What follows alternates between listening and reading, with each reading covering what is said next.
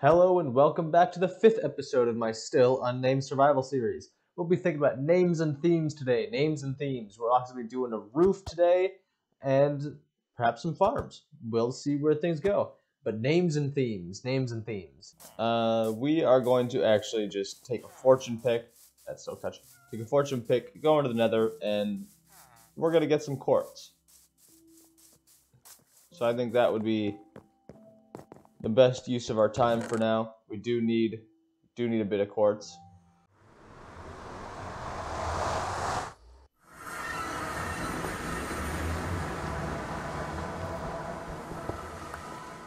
Alrighty.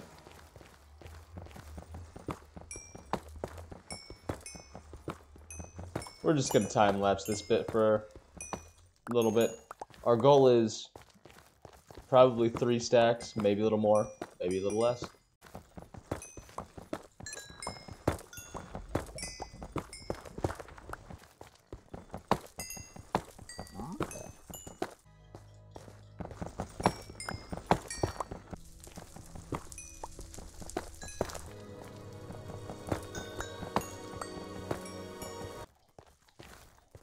Alright, we've got about 4 stacks of quartz now, which that'll be fine for our needs.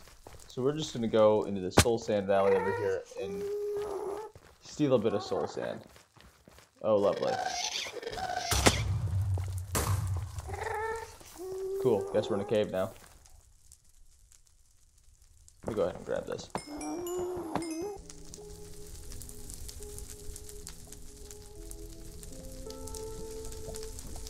I'm not seeing any soul sand, only the soul soil.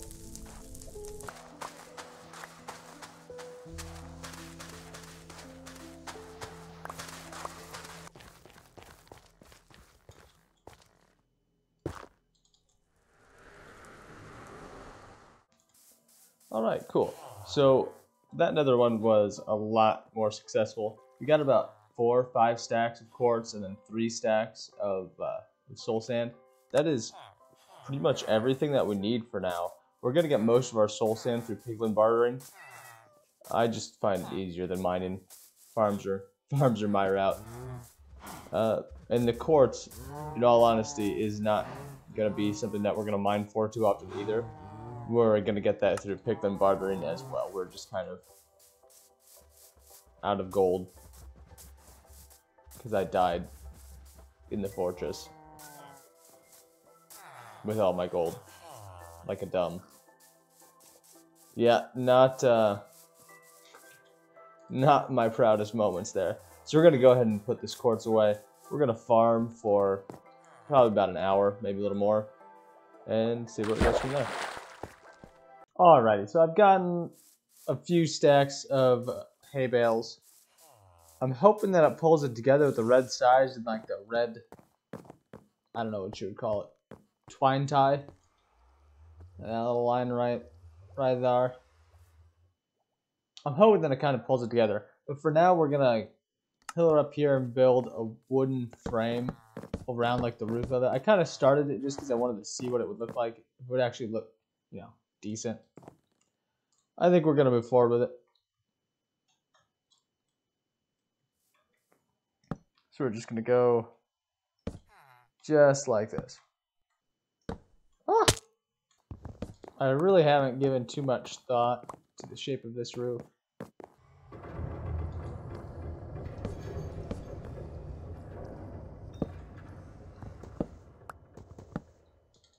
That's a scary noise. I've never heard that noise before. I don't know. I think I'm going to start rounding it a little bit. See what that looks like.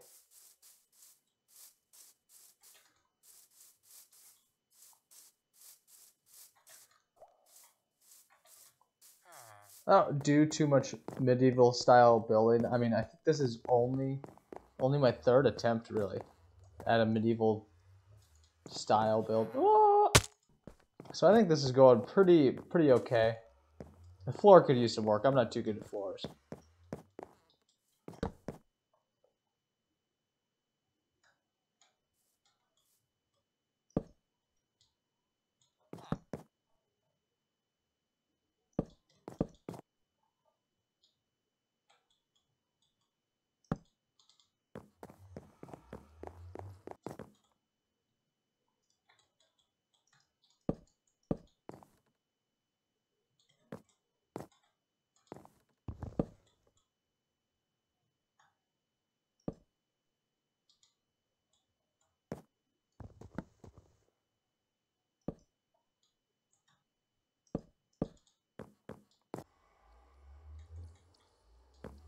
Yeah, I think that looks all right.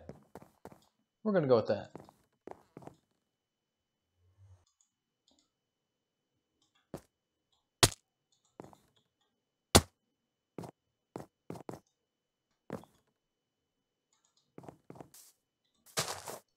So I'm trying to keep it so the hay bales, like the red line goes downwards. I think that'll look the best.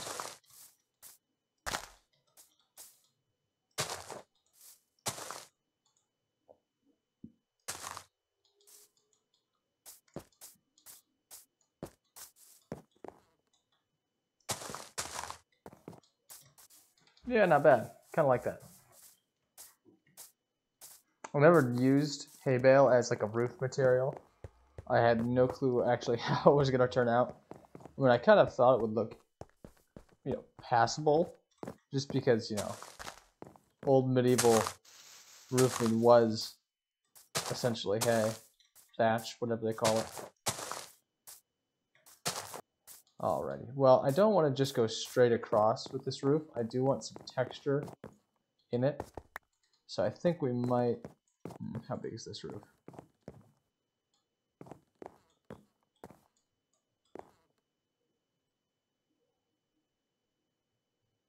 $19, $21, $21.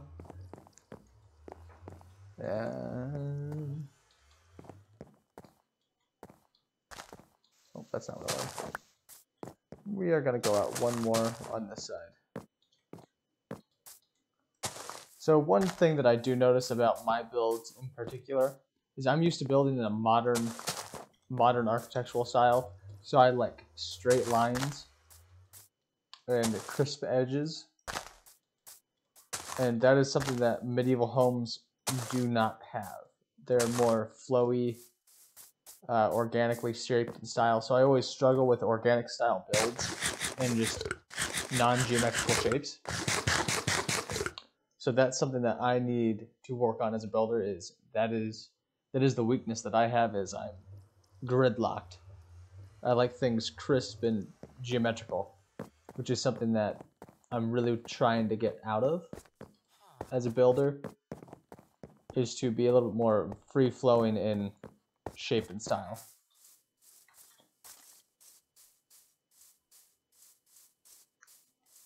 Yeah, I'm kind of liking how that's turning out. So one thing theme-wise I've been thinking about in this is I want to get out of the modern style building. I mean, that's just something that I do too often, I think. And I've been looking for other styles. And I think medieval style is kind of overdone in Minecraft. But it's something that I've been more drawn to. So I'm looking for a theme in a similar style, but that isn't this style, if that makes sense. So one thing that I've been thinking about is Vikings, and how they have a distinct architectural style in a similar style to this, with swooping arched roofs and just things like that, and details up on the top. But I'm also drawn to the fantasy aspect as well, namely like elven style with white turquoise roofs, and just other kind of build styles. So I think for this theme, I'm gonna mix the two in something that I don't know if I can do, so we'll see how it goes. But I'm thinking Viking elves. That might be kind of cool. Same build style, but maybe swapping the color palette and making this a whitish, this like a turquoise, but same build style. Change the roof a little bit. Instead of making it flat geometrically this way, make it come out, but same shape. If you're looking at it from this aspect, that makes sense. Not sure if it does, but that's what we're gonna go with.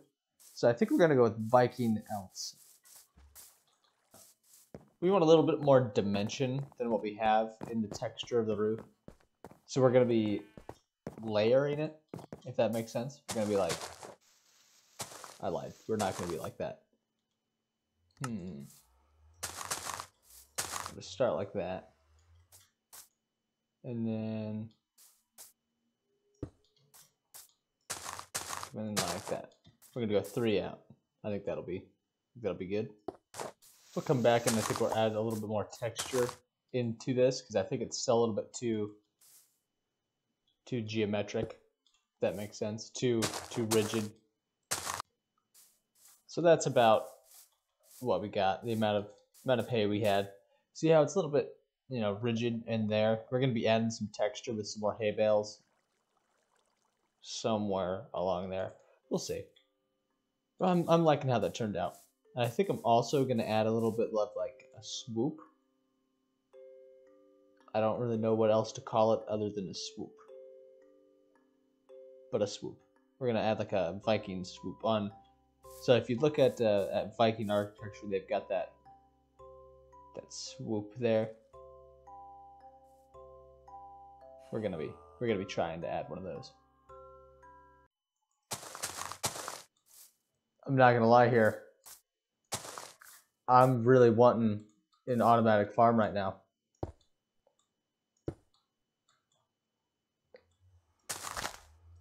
This takes forever to get all this stuff.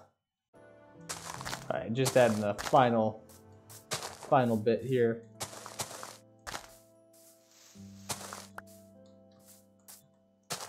Alright, that's a roof.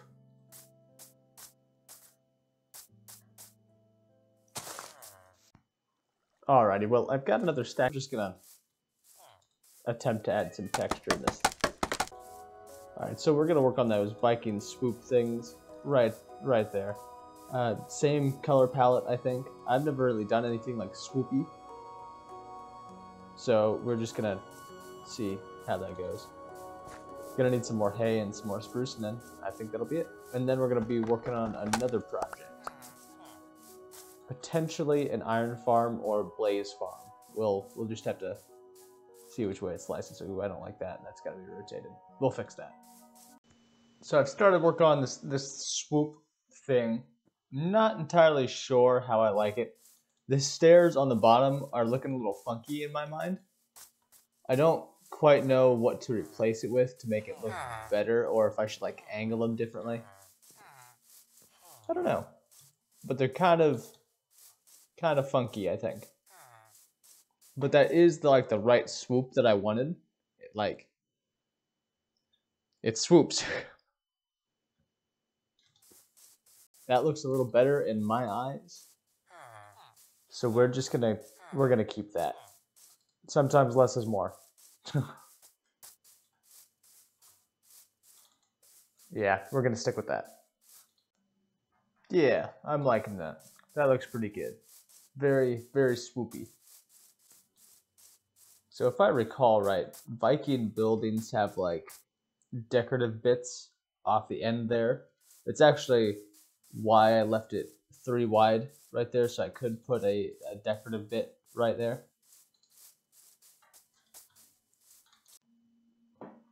Yeah, that looks alright. Not entirely satisfied, but good enough. Alright, yeah, that looks pretty good. I'm quite happy with that. We're gonna add those little things, I don't know what to call them, little decorative bits at the end of this curvature here. Most Viking architecture has them, so we're just gonna throw those on there and then finish it up, I guess.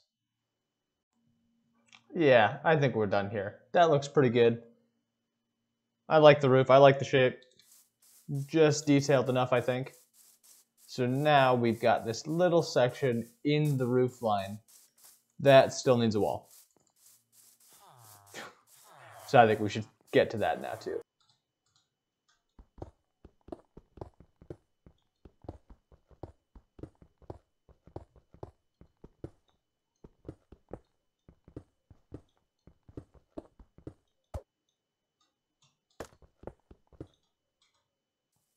Alright, so we're just going to use dark oak stairs as a frame and then use the purple stained glass as the actual window. I mean, everybody's seen a circular window before, so nothing too fancy. Alright, well, that's the window. It came out a little bit more diamond shaped than I would have liked, but that's alright. I was trying to get it to match the curvature of the roof, but that part of the roof was just diagonal. So that's pretty much it. That's the house. I think it looks pretty good. I'm satisfied. I'm content. Might do a little something with this right here. It looks a little too rigid for my taste, so I might do like a double stair thing. We'll see. Yeah, I tried the double stair thing. I think I'm gonna keep that. I think that brings a nice flow into it. Yeah. So now that we actually have a house, we got to fill it with some things. And the first thing that we should add is an ender chest. We're going to be using that to transport items through dimensions, specifically this time in the nether, because we're going to be making a blaze farm. And the ender chest will come in handy. I don't want to die with all these redstone components, so we're just going to use that to transport them. It'll make everything easier. Alright, easy peasy. We're just going to make some blaze powder right here. We're going to make 2 Eyes of Ender. And then 2 ender chests. Boom. Just like that. We're going to go place this guy. I don't know. Where should we place him? Let's go with it right here. Right inside the door. Alright, so now we're just going to throw those right in there. We're going to chuck all of these little components in there. Not the buttons. I accidentally made those. Let's put the blaze rods in there too. Pressure plates. Got to add those. Missing 2 things. Tridents, that's what we're missing. We got to put some tridents in there too. We need at least 2 of them for good efficiency. Not the best, just, moderate efficiency. We're going to be doing an old school blaze farm with just like a funnel of pistons. I don't know who originally came up with the design, but it's been around for quite a while. We're going to use these 2 just because I want those. You really don't need any durable tridents for this. For those of you who don't know what we need the tridents for, we're going to be using a trident killer at the very bottom of this farm. It was originally developed, I think, by Silent Whisperer.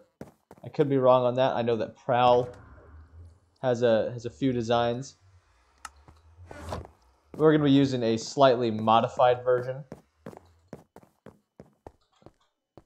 But that's essentially what we're going to be using, is a 2 trident killer. And I think it'll work out pretty well. Alright, so before we even get to this blaze farm, I realized that I am actually running out of iron. And that's kind of a bad thing. I don't want to mine anymore. That's kind of getting boring. So we're just going to throw together a little temporary iron farm. And get some goodies. That's really all there is to it. It's not going to stay there permanently. Just want to get a few stacks of iron, make it worth it. But yeah, we're going to put it like right there in the middle of the ocean. All right, so we've got our materials. That's pretty much all we really need to start. We just gotta find a location now. I would prefer it to be in the water somewhere, just so I can continue to use that little track to move the villagers out to this water. So we are gonna go on this island right here. Alright, so now that we've got our little platform here, we're just gonna go ahead, place our chest, and then place these hoppers right into the back. Just like that. Now we're going to pull out some glass. This is not supposed to be a tutorial, but this is just walk me through what I'm doing. And we're going to place some campfires right there. Right on the tops of these hoppers.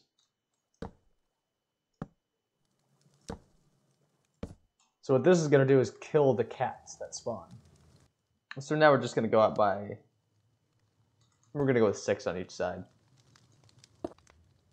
Alrighty, so we've got our platform. It's a little bit bigger than what I had in my head, but I think that'll be fine. And now we're just going to place our workstations here. So I chose fletching tables just because they're easy to make. No other reason than that. Alright, so we've got our fletching tables placed.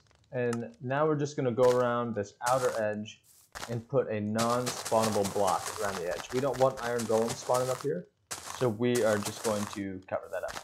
Alright, well, this is the iron farm. And if you look right there, we can already see we're getting some iron golem spawns.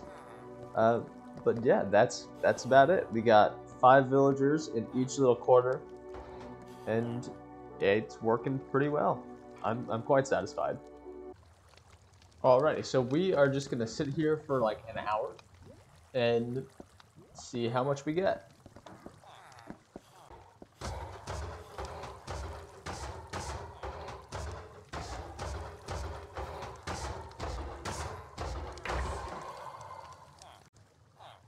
Alrighty, so in that hour time, we got about 4.5 stacks, or 288 ingots. That's not bad. Little inefficient for future iron farms, but I mean that's not bad for now. Alright, with the addition of this iron farm, I think that we're going to call it there. This has been a good stepping stone into the future with redstone buildings and just a whole bunch of iron parts. We have limitless amounts of iron now, and our world has just opened up. We'll see you next time. Alright, well I hope you guys enjoyed that. I had a lot of fun building the house and, well, making that iron farm. I'm a fan of redstone, so we're going to be doing a lot of that in the future.